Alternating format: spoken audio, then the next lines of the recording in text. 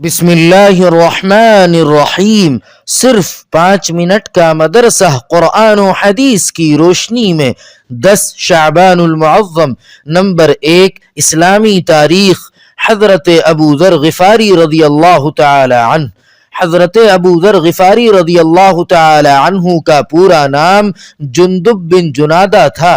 حضرت ابو ذر رضی اللہ تعالی عنہ پہلے شخص ہیں جنہوں نے حضور صلی اللہ علیہ وسلم کی پہلی ملاقات کے وقت السلام علیکم کہا تھا۔ حضور صلی اللہ علیہ وسلم نے جواب میں وعلیک السلام ورحمۃ اللہ وبرکاتہ فرمایا۔ اس طرح سلام کرنے کا رواج شروع ہوا۔ حضرت ابو ذر غفاری رضی اللہ تعالی عنہ مکہ میں مسلمان ہوئے اور واپس اپنے گاؤں میں دعوت دینا شروع کیا۔ سب سے پہلے ان کے بھائی انیس غفاری رضی اللہ تعالی عنہ مسلمان ہوئے۔ ان دونوں کی چند مہینوں کی محنت سے قبیلہ غفار کے اکثر لوگ مسلمان ہو گئے، اور جو رہ گئے وہ حضور صلی اللہ علیہ وسلم کی مدینہ ہجرت کے بعد مسلمان ہو گئے۔ غزوہ خندق کے بعد حضرت ابو ذر رضی اللہ تعالی عنہ مدینہ آ کر حضور صلی اللہ علیہ وسلم کی خدمت میں رہنے لگے۔ آپ صلی اللہ علیہ وسلم کے انتقال کے بعد شام کے علاقے میں چلے گئے اور حضرت عمر فاروق رضی اللہ تعالی عنہ کے زمانے تک وہیں رہے۔ وہاں کے لوگوں کا دنیا کی طرف میلان دیکھ کر انہیں دنیا داری سے روکنے میں سختی کرنے لگے۔ حضرت عثمان غنی رضی اللہ تعالی عنہ نے اپنے زمانہ خلافت میں انہیں مدینہ بلا لیا، لیکن ابو ذر رضی اللہ تعالی عنہ یہاں بھی زیادہ دن نہیں رہ سکے، اور حضرت عثمان غنی رضی اللہ تعالی عنہ کے مشورے سے وہ ربضہ نامی دیہات میں چلے گئے اور وہیں سن 32 ہجری میں آپ کا انتقال ہوا۔ نمبر 2، حضور صلی اللہ علیہ وسلم کا معجزہ۔ جنگ بدر میں صحابہ کرام کے حق میں دعا۔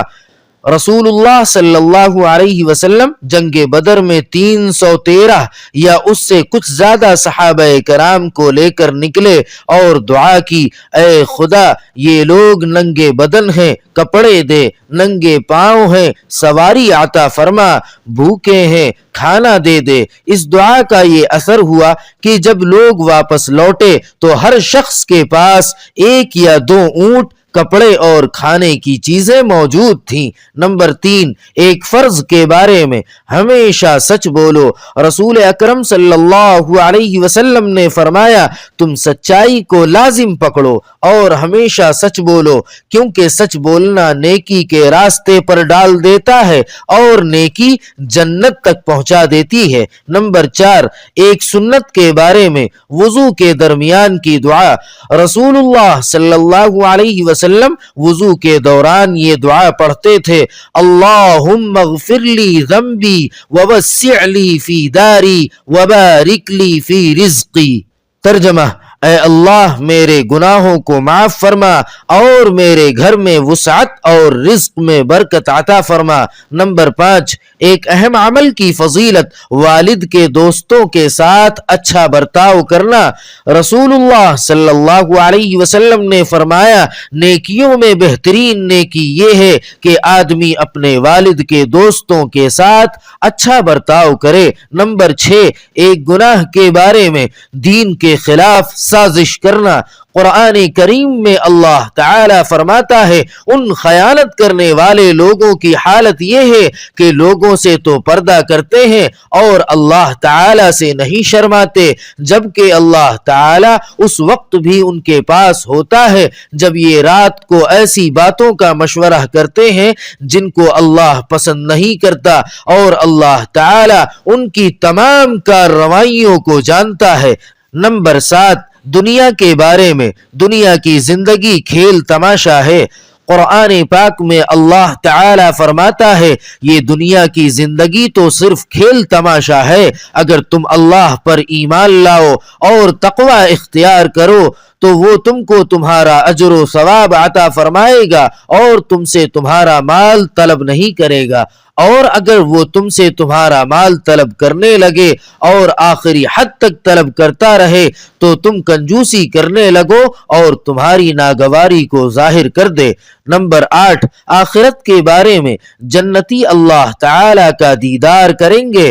رسول اللہ صلی اللہ علیہ وسلم نے لیلۃ البدر میں چاند کو دیکھا اور فرمایا تم لوگ اپنے رب کو اسی طرح دیکھو گے جس طرح اس چاند کو دیکھ رہے ہو، تم ان کو دیکھنے میں کسی قسم کی پریشانی محسوس نہیں کرو گے۔ نمبر 9، طب نبوی سے علاج، پھوڑے پھنسی کا علاج۔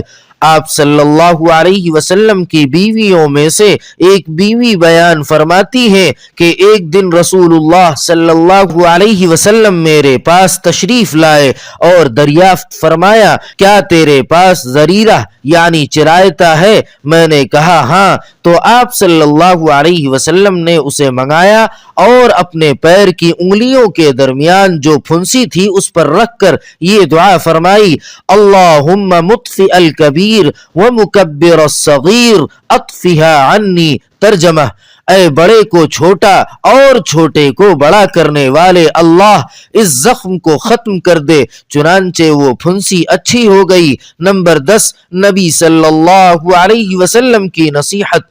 رسول اللہ صلی اللہ علیہ وسلم نے فرمایا قرآن کریم پڑھا کرو کیونکہ قرآن کریم قیامت کے روز اپنے پڑھنے والوں کی شفاعت کرے گا۔ سبحان ربک رب العزت عما یصفون وسلام علی المرسلین والحمد للہ رب العالمین۔